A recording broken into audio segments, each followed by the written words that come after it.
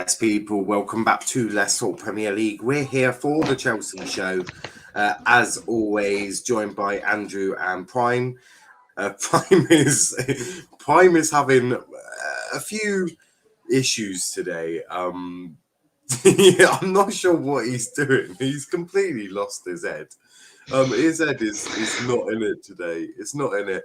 But anyway, how are we doing, guys? I'm absolutely fandango, oopsie doopsie, woohoo. Yeah, good. Brilliant. What about you, Ladimus? I'm okay. It's a shame the international break's coming to an end. Yeah. Have to watch shitty Chelsea now, but you know. Better than watching shitty England, that's for sure. England had not had won every qualifying game at Wembley since 2012. Well done, Southgate. You broke that record, didn't you, buddy? Well done, buddy. Even Boy Hodgson didn't do that. Boy fucking Hodgson. Yeah, but Southgate got you guys to a final. I don't. Where Hodgson finished bottom of his group. You mentioned that final one more time, and we're going to fall out because, firstly, we lost the final. Secondly, should have got to that final and should have won because Italy are shit. But Wolf says, hello, Niall, feeling fantastic. They are very shit. They have shit players like Jorginho. How dare you. Big up Tyler, who says yes. Now, I'll be on Tyler's channel at 7 ish for Premier League predictions, so make sure you check us out over there. T-Boys TV. I noticed how my mental health gets worse during international break, so glad Premier League is back tomorrow. Being a United fan, I'm pretty sure, shouldn't it be the other way round? I mean, I don't know. Oh, I suppose you're an Argyle fan as well, so I mean, we're hopefully going to win tomorrow. But today we're going to rank all of Chelsea's players' Bundas. Prime, would you like to take us with this one? What, the women? The women's? No, the men's. You've got to rank. I'm not into that, unfortunately. Maybe what's his name is Gabby, but I'm not into that. What about Eden Hazard's Bunda? Are you against that one? He doesn't play for Chelsea anymore, so we can't compare that. I'd sign back Hazard just for his. Actually, I can't say that. Let's go on with the show. It's gone with the show. Prime wants Hazard's Bunda back at Stamford Bridge. Yes, I do. Velv says, I'm so ill. It's good you're admitting it finally, Velv. Big up my guys, Niall, Prime, and Andrew. Big up Daniel. Velv is a sick and twisted man, and he's also feeling under the weather as well. Curtis Jones out. Now Ox is playing, for fuck's sake. I said if you listened to the show yesterday, Velv, we broke that news exclusively via Niall read it somewhere, so read it out. But it's an exclusive. It was brought to you exclusively on here because you hadn't heard it from my mouth before. We're all about exclusives right here. Talking of exclusive, here's No Way, No Gain. Big up the guys now, my night, Andrew and my brother Prime.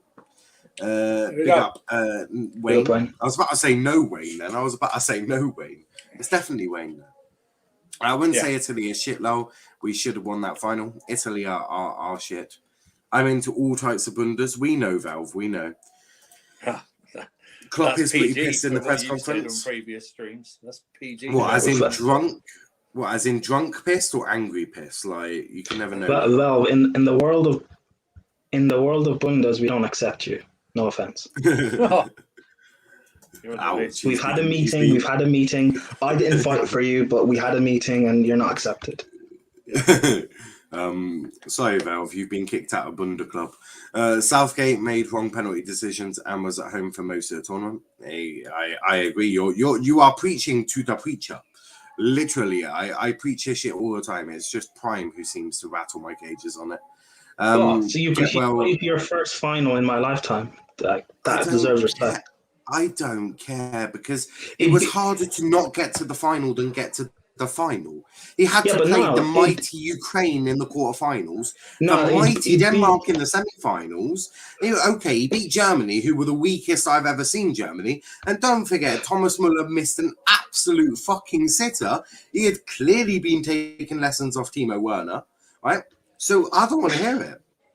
Yeah, but no, it'd be like if Arteta won Arsenal the Champions League but got relegated. I think he should still keep his job. He should still keep his job. No, don't do that. Don't laugh at me like I'm Gabby. Don't do that. Don't laugh. Oh, you just said laugh. Arteta win Arsenal champions. Don't laugh. Oh, You'd say Conference something League maybe. insane. Or if if Di Matteo, when he won us the first Champions League, if he had got us relegated in the same season, I would still say keep his job because something that hadn't been done before. Same applies for England. No, it's just Daniel Wilkinson Wolf. No need for the mister. Lovely. Italy won beaten for ages. But they're just pizza. They're pizza merchants really.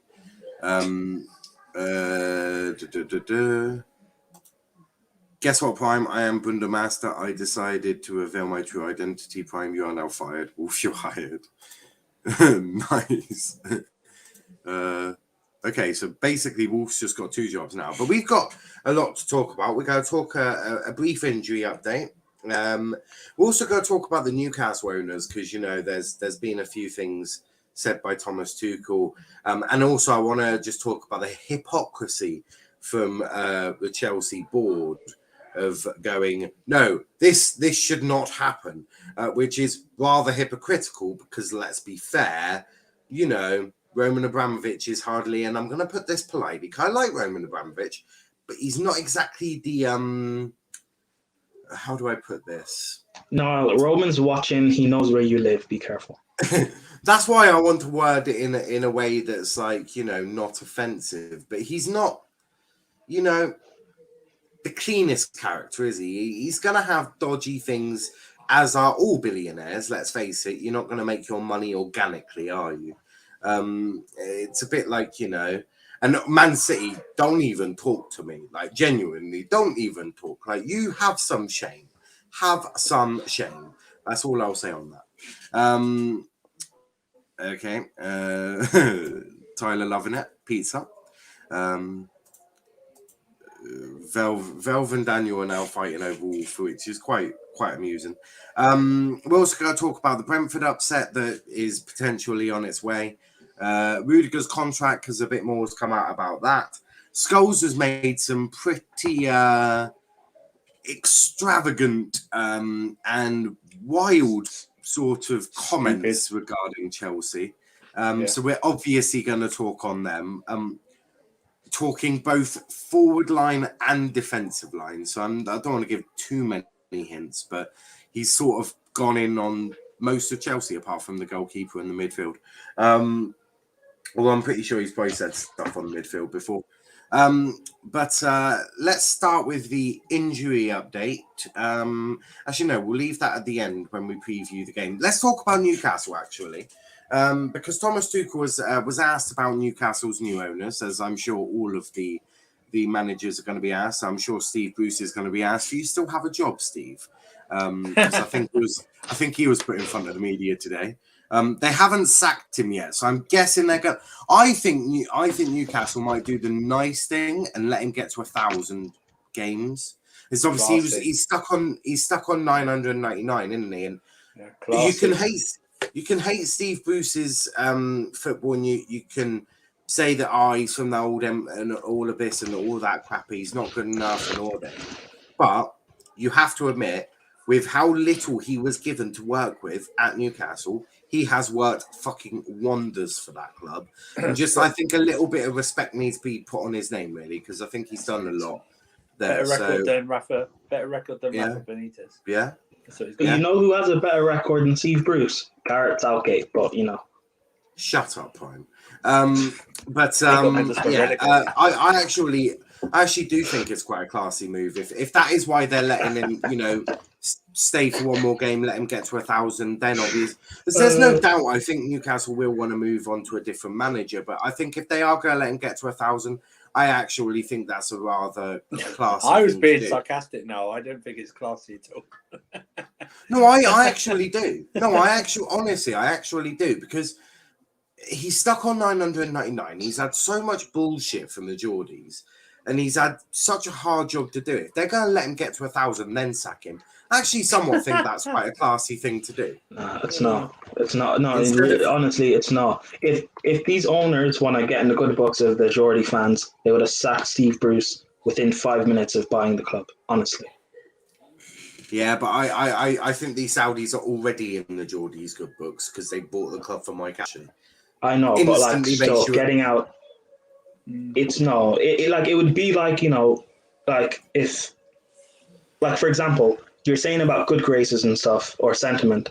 Like Roman not sacking Lampard earlier was based on sentiment because he's a club legend and stuff, and how the fans would react. That's understandable. There is a difference. This, if you're saying giving him one more game, there is a difference. So Newcastle are a bigger club than Chelsea, so that sentiment is.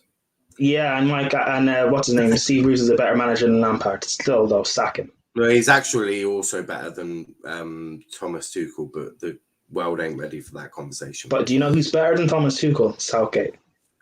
Fuck off! Is Southgate better than Tuchel? I think Southgate over Tuchel. Yeah. No, I'm joking. I'm clipping that. I am clipping that, and I'm not even putting that on the out of context. I'm just putting that on my personal Twitter. Prime wants Tuchel out, Southgate in. Please take him. Take Southgate. You will soon be begging for mercy. Well, with Starboy Mason Mount, we'll get Southgate and win the quadruple. Yeah. Yeah. No. But what Tuchel said seems very promising for the famous club, and now there's added competition for the likes of Chelsea. Do you sort of agree with Tuchel there? Sort of this. Ultimately, they are going to get right to the top. They are probably going to win a Premier League title in the next 10 years. Let's face it, they're currently owned by people with £320 billion, which is more than every Premier League club put together. In fact, I'm pretty sure it's bigger than everyone in world football. But, you know, we don't want to talk about that. But what do you make of it that Chelsea have got a new rival? Well, a new one. Obviously, you've lost United. They're no longer a rival to Chelsea. So replacing United with Newcastle. Keep it United. I honestly don't know. I'm the more important thing for me is who's running the club, not the manager, but like how City are run like that with the Barcelona people put in there. Yeah. Who are they going to bring to run that club? As much as they've got the money, it's still Newcastle. Do you know what I mean? Well, I think Newcastle won. You know that Edwards guy from Liverpool. Oh yeah. They're after him. But I'm just thinking though, it's still Newcastle. They're going to have to overspend at the start. They're going to have to overpay players and build it from there. First, I think they should. That's why I said next. That's why I said next 5 to 10 years. I think they should actually concentrate on winning a cup first, more than the league. Yeah, but it's a bit like Chelsea, wouldn't it? Like when you were bought by Roman. Obviously, different times and all that. But there's Preston for, doing all this. And I think Newcastle will ultimately be very successful because they will get the better players. And if they can be run as well as City have been run, then I think they're really onto something. I don't know if they'll get... Are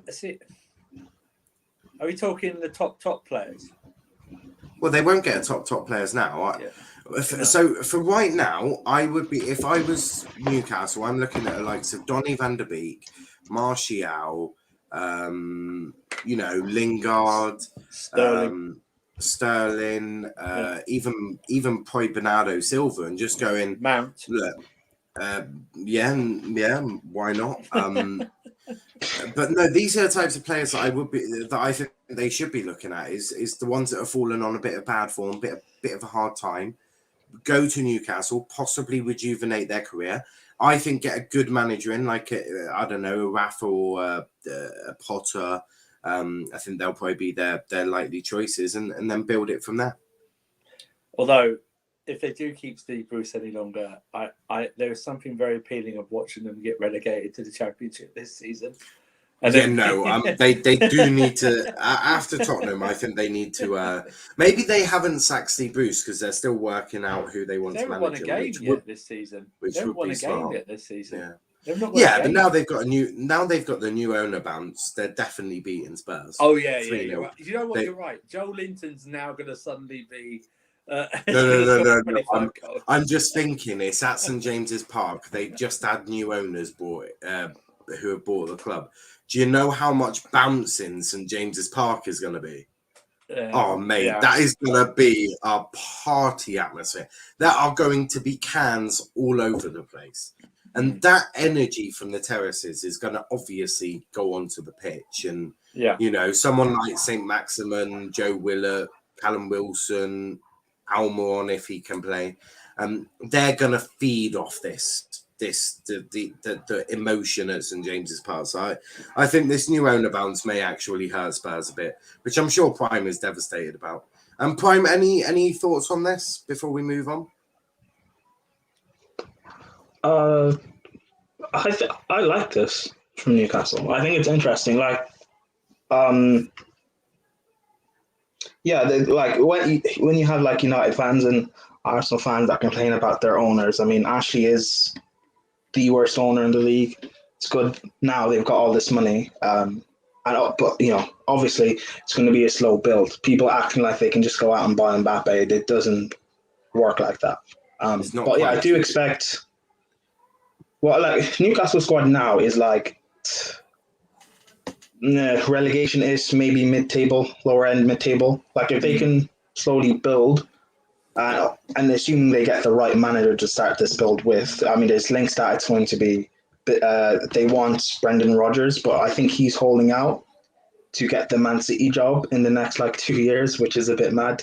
But yeah, I think if they can pick the right man and build properly, build correctly, I see no reason why they can't be a threat to at least not win the league, but at least challenge within 3-4 seasons. Because top 4 right now or top 6 is not that hard to get, let's be honest. Other than Chelsea, City, United, if they have a proper manager who are challenging for the league, who else is really a threat? Spurs aren't a threat right now. They're rebuilding. Arsenal are also rebuilding, although they have a title-winning defense, so I don't know. Everton, Everton got money, but they always spend incorrectly. You have Wolves, who it looks like since they sacked what's his name, Nuno. I don't know exactly what they're doing right now. Aston Villa, they seem to be doing well, but again, who knows? They could get relegated in 2-3 years. Who knows? So I think with Newcastle, they've got a platform there to build from. But the one thing they should learn from what Spurs did with Poch, take these cup competitions seriously. Because say you finish 5th or 6th or something, winning an FA Cup with it or a Carabao Cup with it is much better to me than finishing 3rd and not winning a trophy.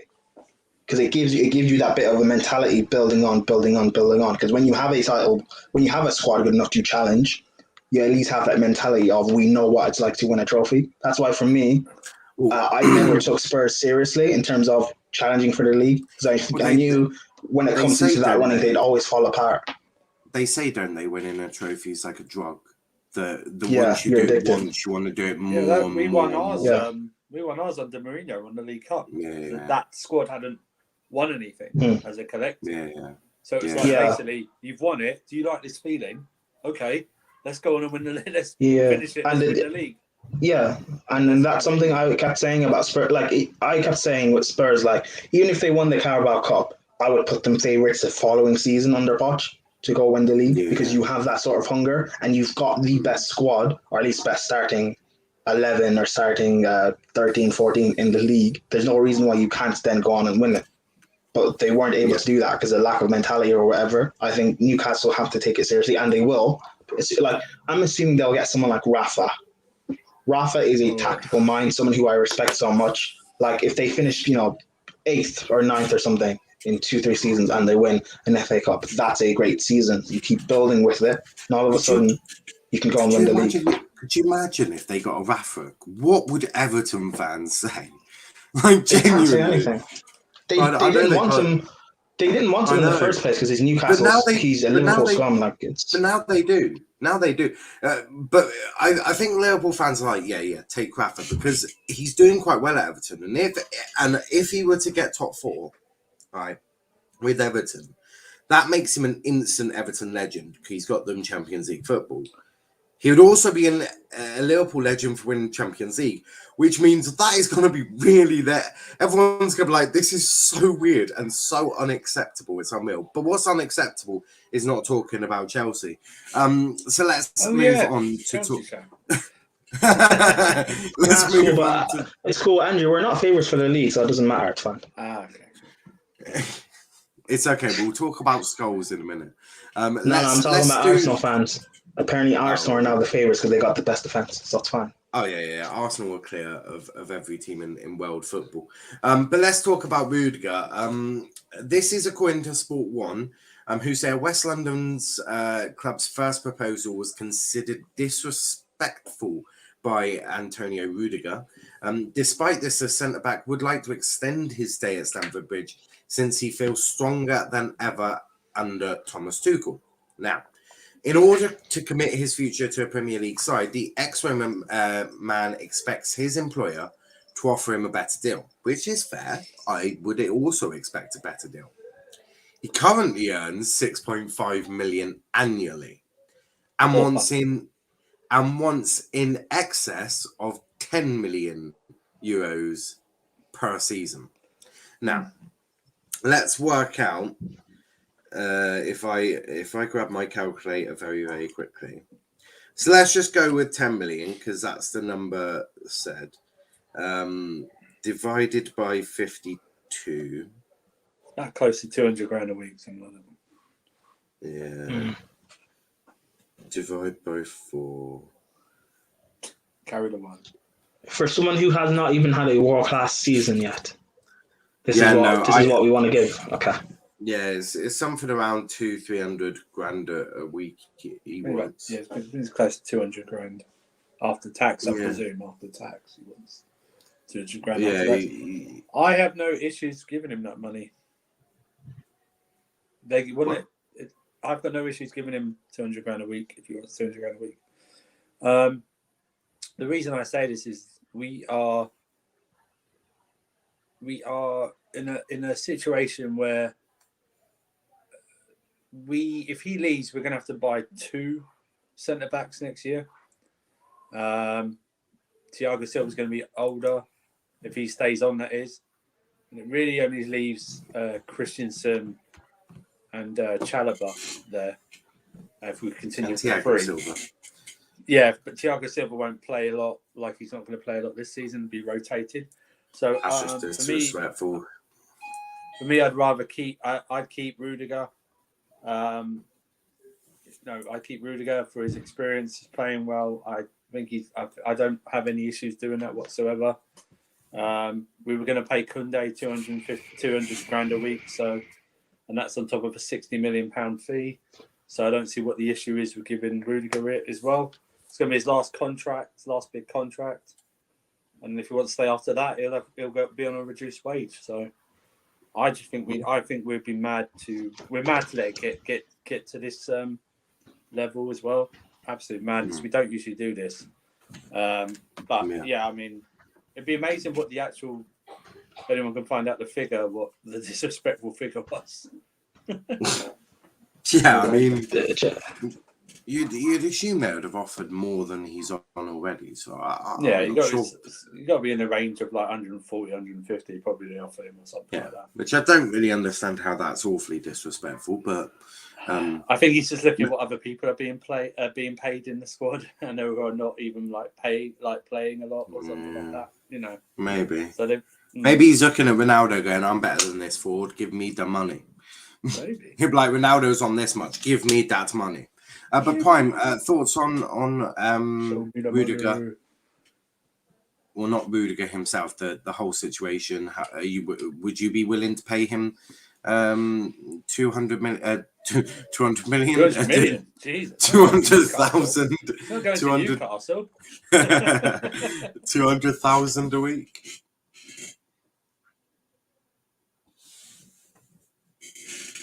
Grime.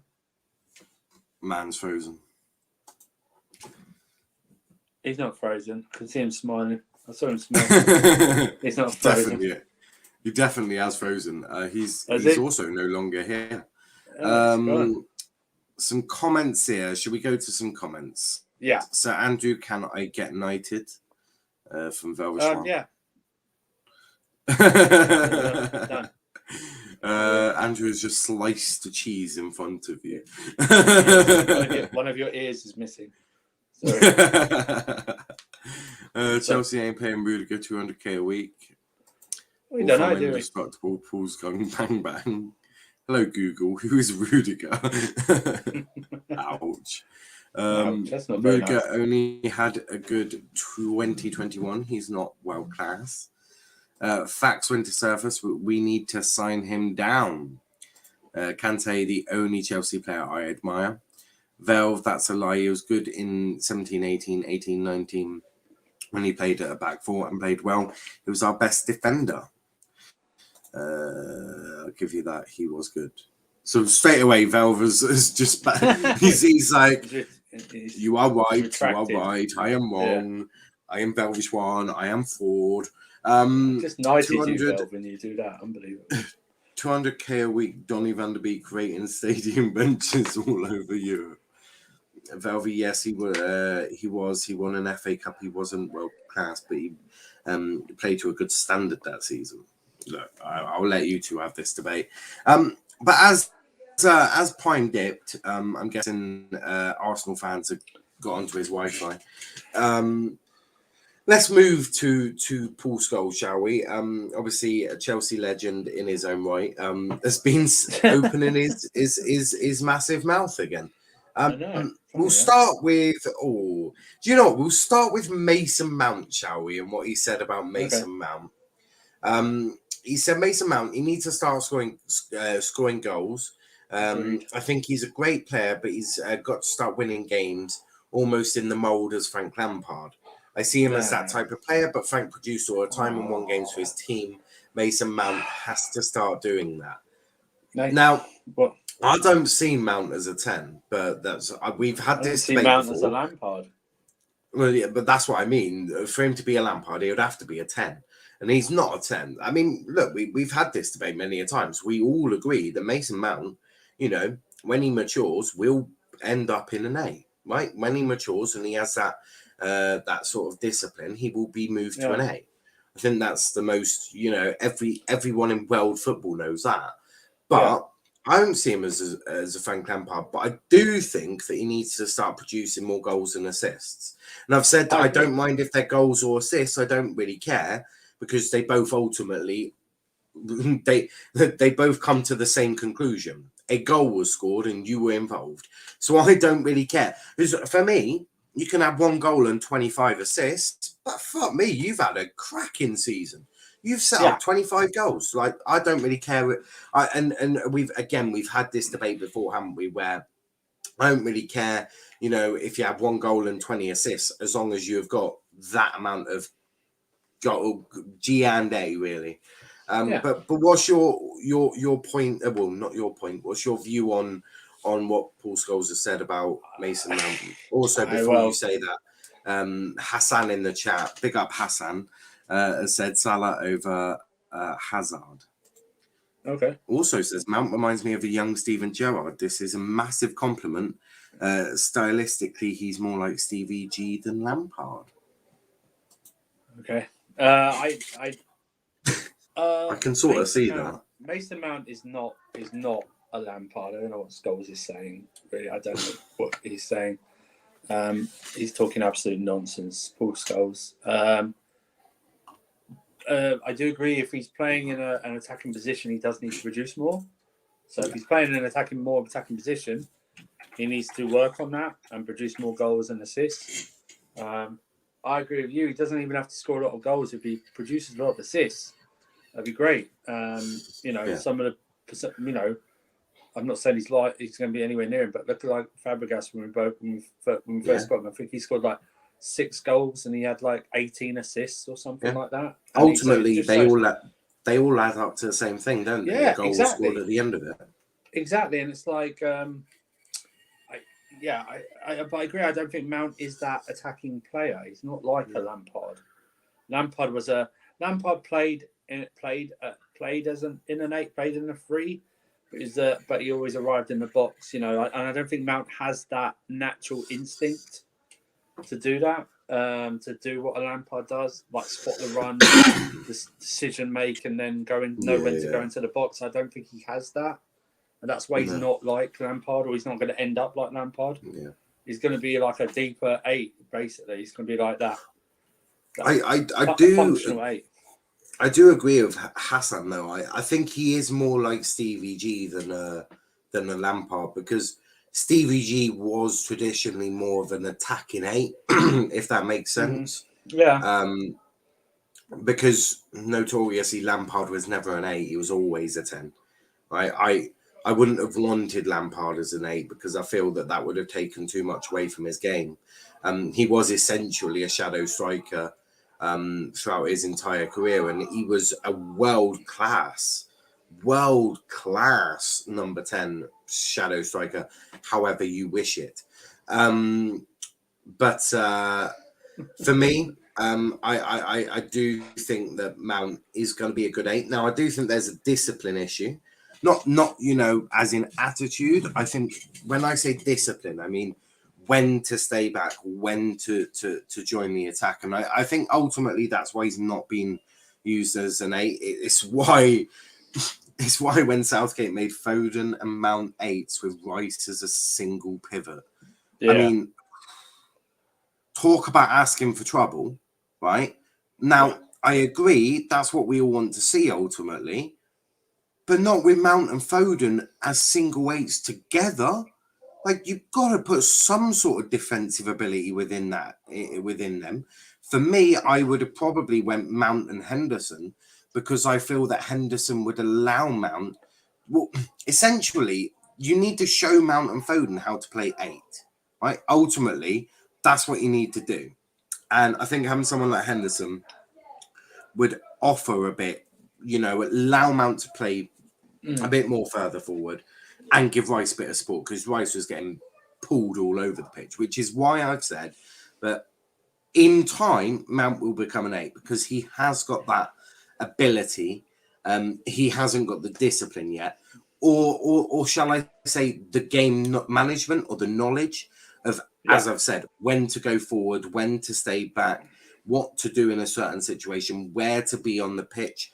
I mean, but he's only 22, right? He's only 22, so he'll obviously learn this. But no, he's not quite ready yet, which is why when I saw Mount and Foden, I was like, Jesus Christ, he's definitely trying to please the fans. They're not even the same type of players. It's very Mount is decision making, attacking wise, is very average. He's very average. I don't care. Everyone will go, oh, he's created a load of chances. Yeah, but if you take away corners out of them, you know what I mean? They basically drop down.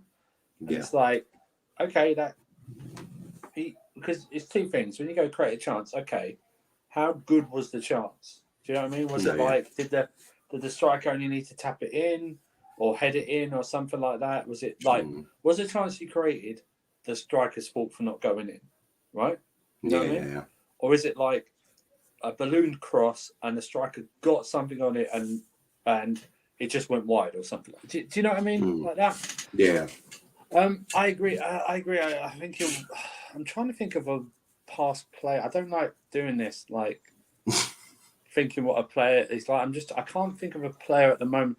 I was trying to think maybe he's a bit like Henderson, but I don't think he is like Henderson at the moment. Maybe. C1 London says he's going to be a bit like a Tielemans, a progressive 8.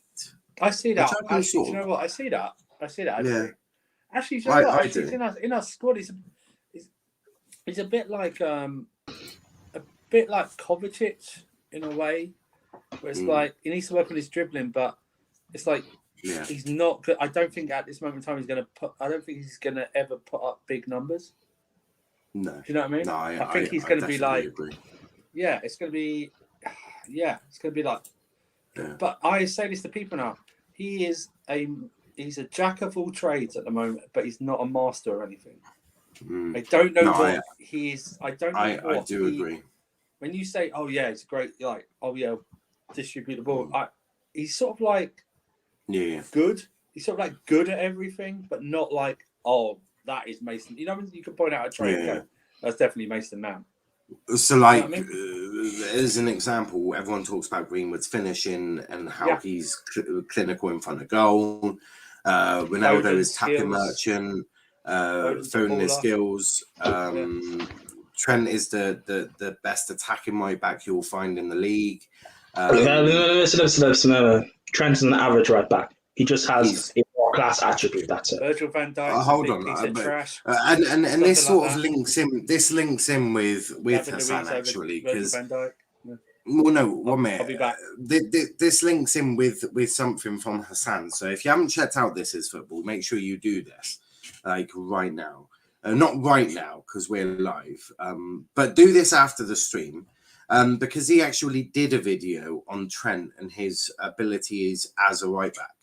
And you'll be pleasantly surprised. Now, Hassan has picked out the key attributes or stats as well that you need from a right back, especially when playing for a big club. When playing for a big club with traditionally a high line. And he compared the stats and gave a really balanced view, I thought, which is very rare from a Liverpool fan, but it was very balanced and really good. So do check it out if you have not done so. It gives you a real indication about Trent and the thought process there. But yeah, Cancelo was out of City's biggest game in their history. One day Prime will have good football in opinion. One day. I saw a stat the other day. He was joint most open play chances created so far this season. To be fair to him, that chance created thing is quite fugazi. What are you getting assists? That's actually what I care about. I don't care because he was most chances created last season, and our top assister was Timo Werner. So like that to me doesn't equate. Like I do like Mount, but people should he's not world class yet. He's had a brilliant calendar year. He's not a world class player yet, and he's not this amazing perfect guy. There's levels he can improve on, which is a good thing, by the way, because I want him to improve. I want him to get better. But if you want to hear any more of our opinions on Mason Mount, go check out episodes previous to this. There are many where we have had every single Chelsea stream that's on daily. I didn't even want to talk about Mason Mount today, but unfortunately, Paul Scholes opens his dumb mouth and we have to talk about it. Let's talk about some other dumb things he said, shall we? I can't wait for the next one. Yeah, this one's good. So I'll read it out and try to remain calm as I do this. I think Chelsea have got a great manager, have got the manager to challenge. I'm not sure. I'm not convinced there's enough goals in this team, Scholes said on Sky Sports Overlap. I think Romelu Lukaku will score goals, but are there enough people around him to score goals? I'm not sure Timo Werner will. When he plays for Germany, he scores every game. For Chelsea, he misses a lot of chances. I don't think Chelsea are great defensively. Oh, man. Rudiger has been really good, but other than that, Thiago Silva is 36. He's not going to play every game. Christensen is a young player in the middle of your pitch. Chelsea are all right, but I'm not sure Chelsea will score enough goals and defensively be good enough. Idiot. To be in. Wait, is that all? That is all. So basically, to summarise, Romelu Lukaku will score goals. He doesn't think anyone else will, but he also says he doesn't think you lot are great defensively. Which when you break a record for the best defensive or the least amount of goals conceded in a Champions League campaign, and you haven't changed your defence, I'm going to say you've probably got a good enough defence. Look, there's like half of what I agree with him on half of what he said. To be fair, him saying that Lukaku will get us goals, but we don't have enough goals on the team. I understand that because again, that's something Chelsea fans keep talking about. Him talking about but what else did he say? Something about our defense where. Yes, he said Rudiger has been really good, but other than that, Thiago Silva is 36. So he just quoted his age. Is a young player. I hear the question marks he has about our defence. Look, remember, up until the Liverpool game, no, Andrew, up until the Liverpool game, I still had question marks in our defence. Okay? So I understand what he's trying to say. Basically, he's saying he doesn't think Rudiger and Christensen are as good as what people make them out to be, which, again, fair enough. I do understand that. He has question marks on us. He doesn't think we're What good you enough to need challenge is on a consistent basis. You I need get that. world-class Gabriel for £120 million. Fair enough. But He said both centre backs at Man United were better than us. which two centre backs? What do you think, Maguire and Varane? I'd say the only one that's better than all of your centre backs is Varane, and that's just because look at what he's won. I just like the way he's all talk when Mourinho's in charge of Man United, saying he should do this and that. As soon as one of his mates goes in, Solskjaer, now suddenly he said we have the weakest defence out of the top four. Because everyone thinks because we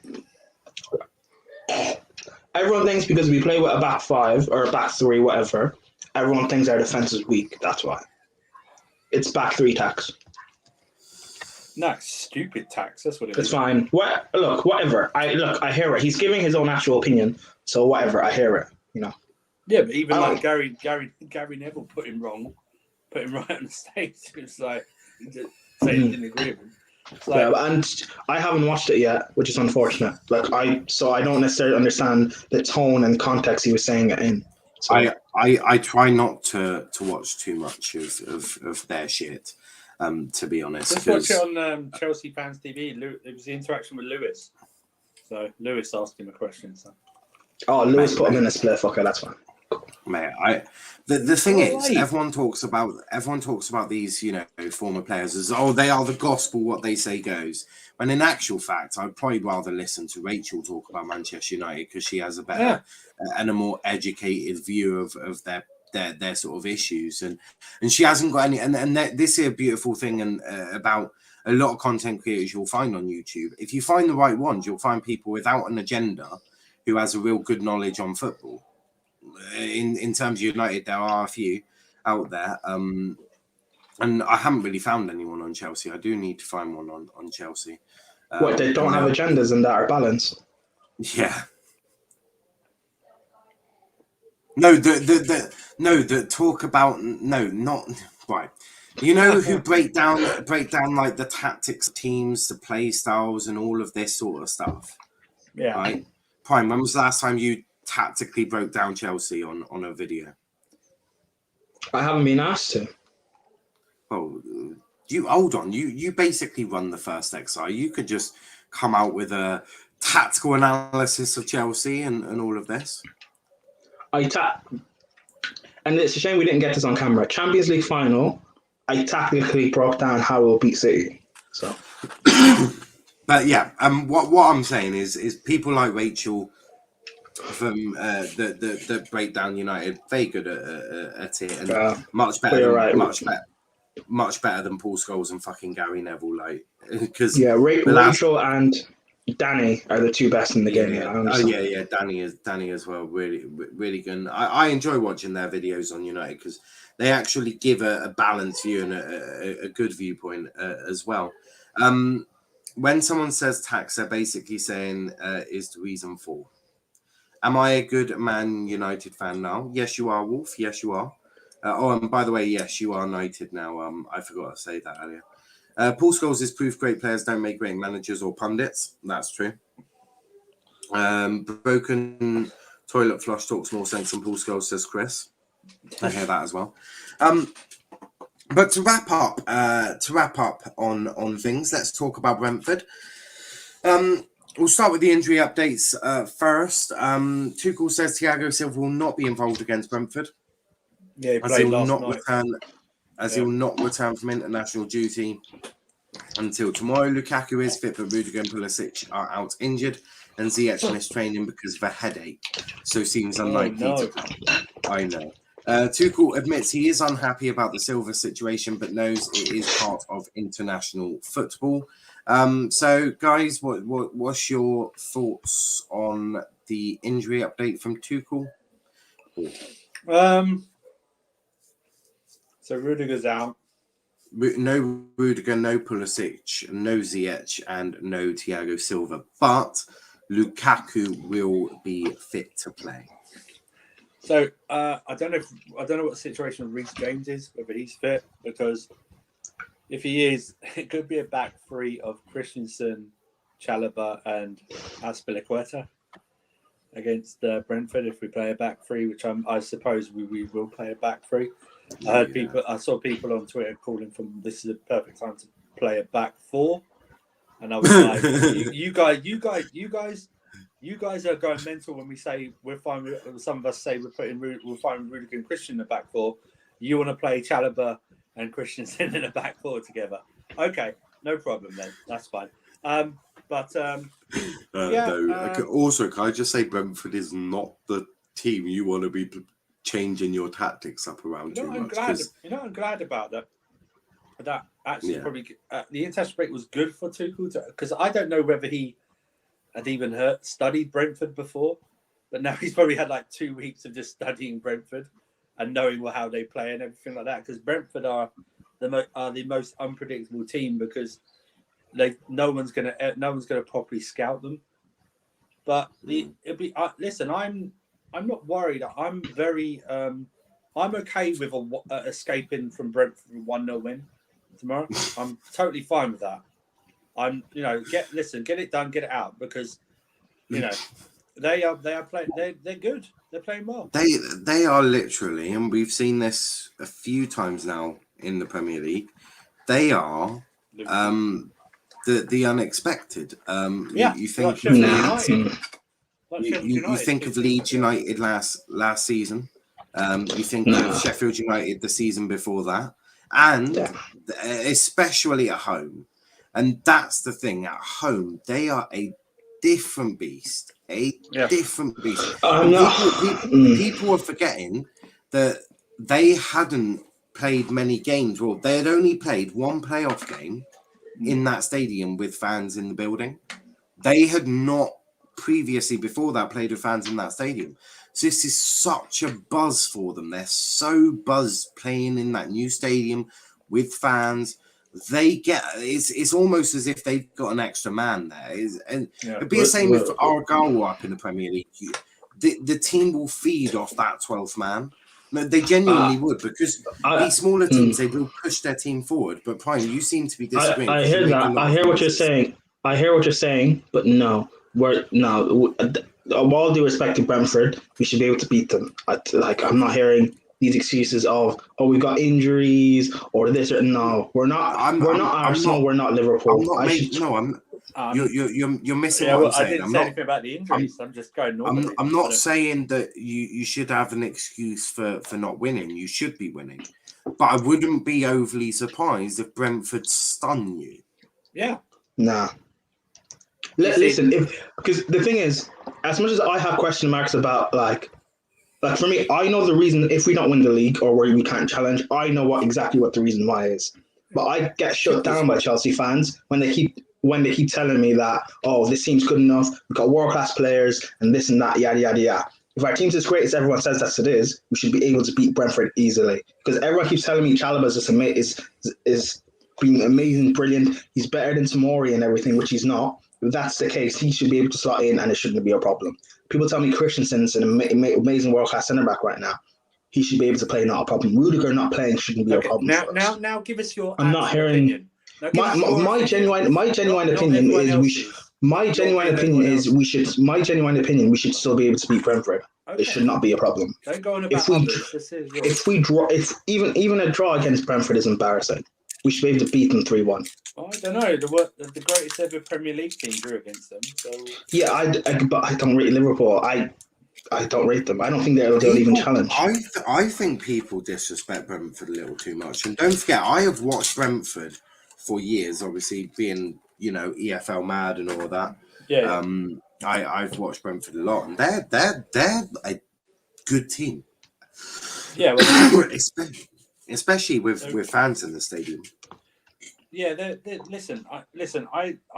they're the surprise team in terms of how you don't really know how they're going to turn up or play. They're going to get surprise results like the last one against West Ham. They won 2-1 at the end.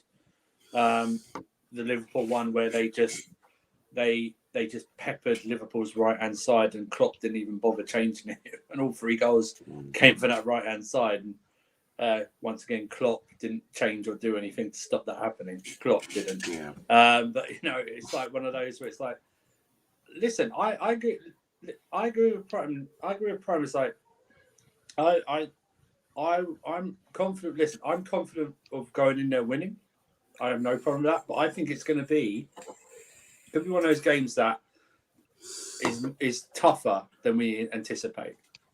Do you know what I mean? Yeah. It's going to be one of those where it could be one of those. The ones. It could be one of those. When we go, if we could go 1-0 up, right, and then they batter. They in terms of chances, they batter us for 30 minutes. I've seen one of those. We played some of those games before, even when our greatest sides. We go like 1-0 up, and then the home side, like the newly promoted side, just goes mental for like 30 minutes on us, but then we like score a second or something like that. So I could see something like that. I'm not using the injuries as an excuse either. We've got a big enough squad. That's if you get a big enough squad, you cope with the injuries, and that's what we have. So I'm not going on about the injuries either.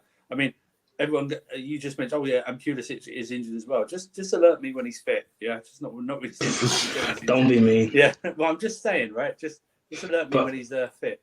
Yeah. But yeah, no, Andrew's right though. Like similar to was it last season under Lampard? Remember when we played Leeds and the first 20 minutes, 30 minutes, they stunned us with that high press and high intensity, and then we adapted to it and then we battered them. I expect that 3-1. It shouldn't be a problem for us. Yeah, I think you're right. I think it's going to be like that. They're going to be up for it. First time Chelsea's coming to that new ground, it's sort of a derby. Do you know what I mean? Like that, the littlest, little, even more of a little cousin than Fulham. Do you know what I mean? It's like the tiniest cousin. Cousin of Fulham. Yes, well, it is, yeah, but it's going to be like that. Ride the wave. Actually, do you know what? That atmosphere will be tougher for us than at any minute at Anfield this season. That's what it will be. And notoriously, that's what the so-called smaller clubs will do. The atmosphere is always going to be insane. Like if let's say Argyle get back-to-back promotions, or we get promoted to the Premier League, not only are you going to have probably the easiest trip down because you're from London, so it's still quite a distance, but it's not overly far. But you're still going to have to come down to home part. The atmosphere is going to be. Denport End is going to be bouncing. The Lindenhurst will be bouncing. It's going to be a brutal environment with the fans on top of you as well, because that's what home park brings you. Which is why it'd be great for us, obviously, like most teams, if we just hit them with a goal in the opening 5 minutes or something like that. Yeah, because that kills all of that. Yeah, that does. Absolutely kills it. Does. The toughest one, the teams that will find it toughest down to Plymouth will be the likes of United, Liverpool, City. Spurs will get smashed at Brentford. Spurs. No, but I mean down to Plymouth, because they're from north. They're from the north. They're going to have come all the way down. And United will probably still have Ole Gunnar Solskjaer and Fred, so our midfield would win that battle easily. I keep begging for United in FA Cup finals because I'm a cunt. But yeah, it's going to be an interesting game. Ross says thoughts on the Morgan Williams headache. Man, nothing needs saying over a headache, does it? Now, it's Brentford, that team is trash. I'm gassed. We can stomp anybody. Raise your expectations. How long? Fuck's sake. When I said I didn't want this guy, when we bought him and Chelsea fans were like, oh, he's amazing, yada, yada, yada. I remember, we bought him last season. I remember our only preseason game we had before the season started.